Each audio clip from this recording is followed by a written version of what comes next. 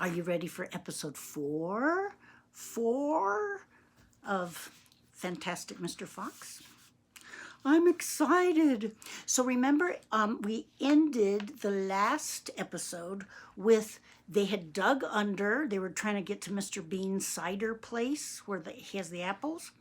And they hit a wall. It was a brick wall.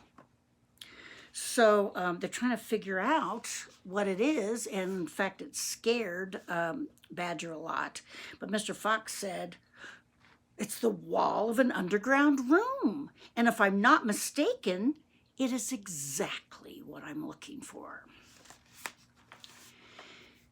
Bean's Secret Cider Cellar is the name of this next chapter. Let's say that. Bean's Secret Cider Cellar. Bean's Secret Cider, I can't say it. Anyway, you know what it is. Mr. Fox examined the wall carefully. He saw that the cement between the bricks was old and crumbly. So he loosened a brick without much trouble and pulled it away. Suddenly, out from the hole where the brick had been, there popped a small, sharp face with whiskers. Go away, it snapped. You can't come in here, it's private. Good Lord, said Badger, it's a rat. You saucy beast, said Mr. Fox. I should have guessed we'd find you down here somewhere. Go away, shrieked the bat. Shrieked the rat. Probably the bat one, too. Okay. Go on, beat it. This is my private pitch. Shut up, said Mr. Fox. I will not shut up, shrieked Rat. This is my place. I got here first. Very territorial. Mr. Fox gave a brilliant smile, flashing his white teeth. My dear Rat, he said softly, I am a hungry fellow, and if you don't hop it quickly, I shall eat you up in one gulp. That did it. Rat popped back fast and out of sight. Mr. Fox laughed and began pulling more bricks out of the wall. When he had made a biggish hole, he crept through it. Badger and the smallest fox followed him in.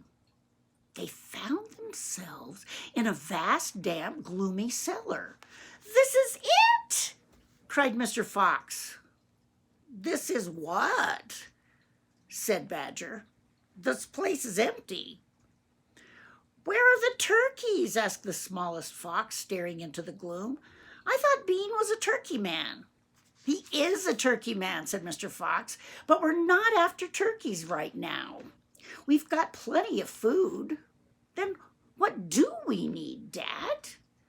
Take a good look around, said Mr. Fox. Don't you see anything that interests you? Badger and the smallest fox peered into the half-darkness, and their eyes became accustomed to the gloom. They began to see what looked like a whole lot of big glass jars standing upon shelves around the walls. They went closer. They were jars. There were hundreds of them, and upon each one was written the word cider. And here's an illustration of all those jars. And by the way, the illustrations are made by Quentin Blake. Thank you, Quentin. The smallest fox leaped high in the air. Oh, Dad, look what we found. It's cider. Exactly, said Mr. Fox. Tremendous, shouted Badger. Bean's Secret Cider Cellar, said Mr. Fox. But go carefully, my dears. Don't make a noise. This cellar is right underneath the farmhouse itself. Cider, said Badger, is especially good for badgers. We take it as medicine. 1 large glass 3 times a day with meals and another at bedtime. It will make the feast into a banquet, said Mr. Fox. While they were talking, the smallest fox had sneaked a jar off the shelf and had taken a gulp. Wow, he gasped. Wow-ee! You must understand that this was not the ordinary weak, fuzzy cider one buys in a store. This was the real stuff, a home-brewed, fiery liquor that burned in your throat and boiled in your stomach. "Oh," gasped the smallest fox, "this is some cider." "That's quite enough of that," said Mr. Fox, grabbing the jar and putting it to his own lips. He took a tremendous gulp. "It's miraculous," he whispered, fighting for his breath. "It's fabulous. It's beautiful." "It's my turn," said Badger, taking the jar and tilting his head well back. The cider gurgled and bubbled down his throat. It's like melted gold," he gasped. "Oh, Foxy, it's like drinking sunbeams and rainbows." "You're poaching," shrieked Rat. "Put that down at once. There'll be none left for me." Rat was perched upon the highest shelf in the cellar, peering out from behind a huge jar. There was a small rubber tube inserted in the neck of the jar, and Rat was using this tube to suck out the cider. "You're drunk," said Mr. Fox. "Mind your own business," shrieked Rat. "And if you great clumsy brutes come messing around in here, we'll all be caught. Get out and leave me to sip my cider in peace." At that moment, they heard a woman's voice calling out in the house above them. "Hurry up and get that cider, Mabel," the voice called. "You know Mr. Bean doesn't like to be kept waiting, especially when he's been out all night in a tent." The animals froze. They stayed absolutely still, their ears pricked, their bodies tense. Then they heard the sound of a door being opened. The door was at the top of a flight of stone steps leading down from the house to the cellar. And now someone was starting to come down those steps. The woman. "Quick," said Mr. Fox.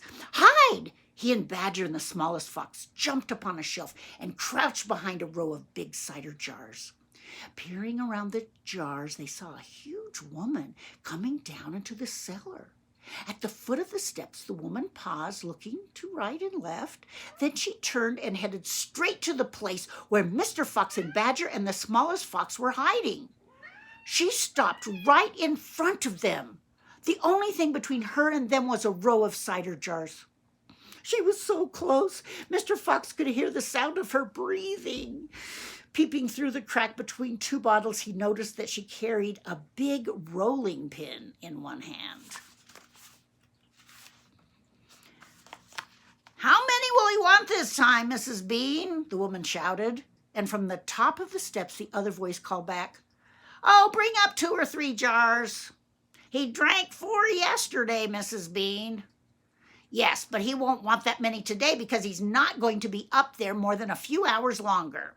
He says that the fox is bound to make a run for it this morning. It can't possibly stay down that hole another day without food." The woman in the cellar reached out and lifted a jar of cider from the shelf. The jar she took was next but one to the jar behind which Mr. Fox was crouching.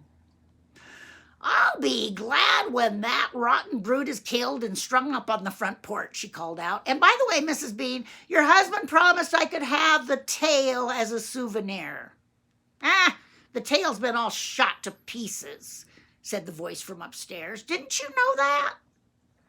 "Of course, it's ruined. They shot the tail but missed the fox." "Oh, heck," said the big woman. "I did so want that tail." "You can have the head instead, Mabel. You can get it stuffed and hang it on your bedroom wall. Hurry up now with that cider." "Yes, ma'am, I'm coming," said the big woman, and she took a second jar from the shelf. "If she takes one more, she'll see us," thought Mr. Fox. He could feel the smallest fox's body pressed tightly against his own, quivering with excitement. "Will 2 be enough, Mrs. Bean, or shall I take 3? "Oh, my goodness, Mabel, I don't care so long as you get a move on." "Then 2 it is," said the huge woman, speaking to herself now. "He drinks too much anyway." Carrying a jar in each hand and with a rolling pin tucked under one arm, she walked away across the cellar. At the foot of the steps she paused and looked around, sniffing the air. "There's rats down here again, Mrs. Bean. I can smell 'em." "Then poison them, woman, poison them. You know where the poison's kept." "Yes, ma'am," Mabel said. She climbed slowly out of sight of the steps. The door slammed. "Quick," said Mr. Fox. "Grab a jar each and run for it." Rat stood on his high shelf and shrieked, "What did I tell you? You nearly got nabbed, didn't you? You nearly gave the game away. You keep out of here from now on. I don't want you around. This is my place." "You," said Mr. Fox, "are going to be poisoned." "Poppycock," said Rat. "I sit up here and watch her put the stuff down. She'll never get me."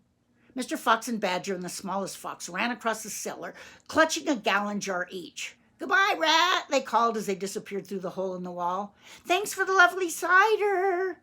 "Thieves!" shrieked Rat. "Robbers! Bandits! Burglars!" The Great Feast.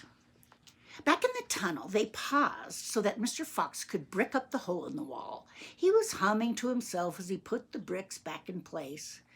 "I can still taste that glorious cider," he said. "What an impudent fellow Rat is."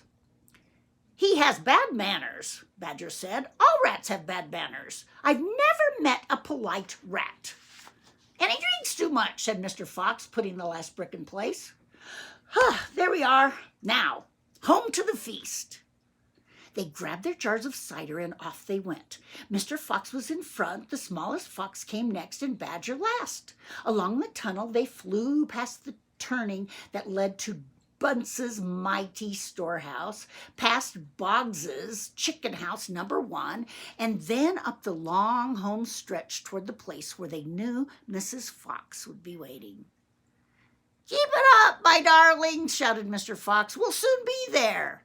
Think what's waiting for us at the other end. And just think what we're bringing home with us in these jars. That ought to cheer up poor Mrs. Fox." Mr. Fox sang a little song as he ran. "Home again, swiftly I glide, back to my beautiful bride. She'll not feel so rotten as soon as she has gotten some cider inside her inside." Then Badger joined in. "Oh, poor Mrs. Badger," he cried, "so hungry she very near died. But she'll not feel so hollow if she'll only swallow some cider inside her inside." They sang to their wives. They were still singing as they rounded the final corner and burst in upon the most wonderful and amazing sight any of them had ever seen. The feast was just beginning. A large dining room table had been hollowed out of the earth, and in the middle of it, seated around a huge table, there were no less than 29 animals. They were Mrs. Fox and 3 small foxes, Mrs. Badger and 3 small badgers, Mole and Mrs. Mole and 4 small moles, Rabbit and Mrs. Rabbit and 5 small rabbits, Weasel and Mrs. Weasel and 6 small weasels. The table was covered with chickens and ducks and geese and hams and bacon, and everyone was tucking into the lovely food. Do you want to see this drawing? Look at that big table. Big feast. They know how to put on a party. "My darling," cried Mrs. Fox, jumping up and hugging Mr. Fox. "We couldn't wait. Please forgive us." Then she hugged the smallest fox of all, and Mrs. Badger hugged Badger, and everyone hugged everyone else. Amid shouts of joy, the great jars of cider were placed upon the table, and Mrs. Fox and Badger and the smallest fox sat down with the others and Mr. Fox. You must remember, no one had eaten a thing for several days. They were ravenous.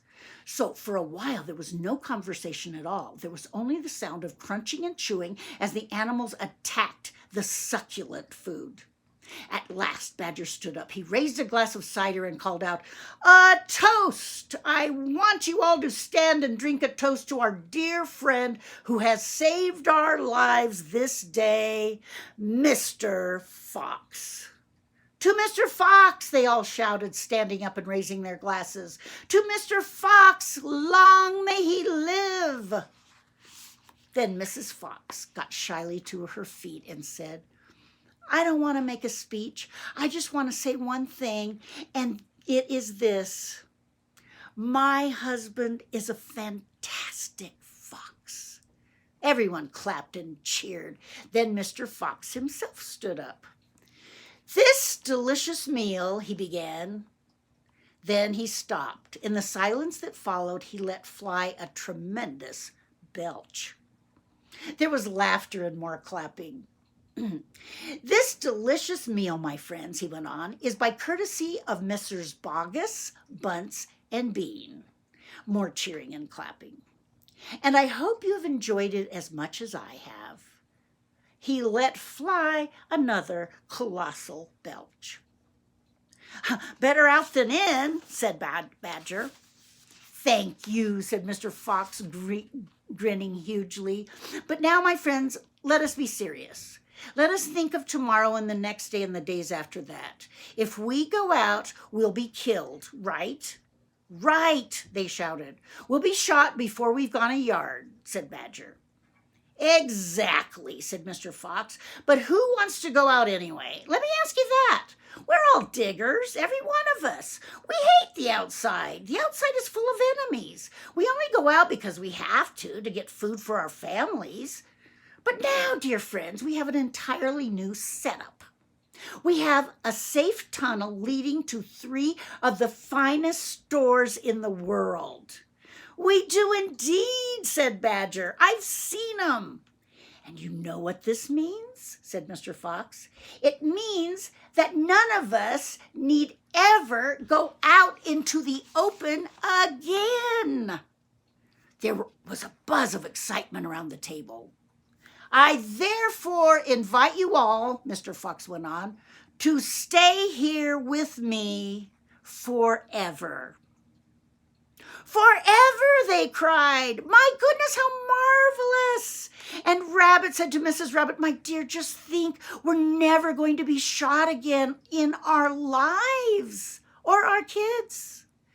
We will make, said Mr. Fox, a little underground village with streets and houses on each side, separate houses for badgers and moles and rabbits and weasels and foxes. And every day I will go shopping for you all, and every day we will eat like kings. The cheering that followed this speech went on for many minutes. I think we're almost to the end. And the last chapter is still waiting. Outside the fox's hole, Bogus and Bunce and Bean sat beside their tents with their guns on their laps. It was beginning to rain. Water was trickling down the necks of the 3 men and into their shoes. He won't stay down there much longer now, Bogus said. The brute must be famished, Bunce said. That's right, Bean said. He'll be making a dash for it any moment. Keep your guns handy. They sat there by the hole, waiting for the fox to come out. And so far as we know, they're still waiting. The end. What a great book. Thanks for enjoying this book with me. I just love the idea of that whole bunch of animals living in peace and harmony and enjoying each other. I think that was a great solution. And I like to picture in my imagination that I'm living there with them. They made a space for me too. Thanks again, and I'll see you next time with some other great book. And thanks again to Erica Knox and her kids for providing this for us. All right, see you next time. Bye, thank you.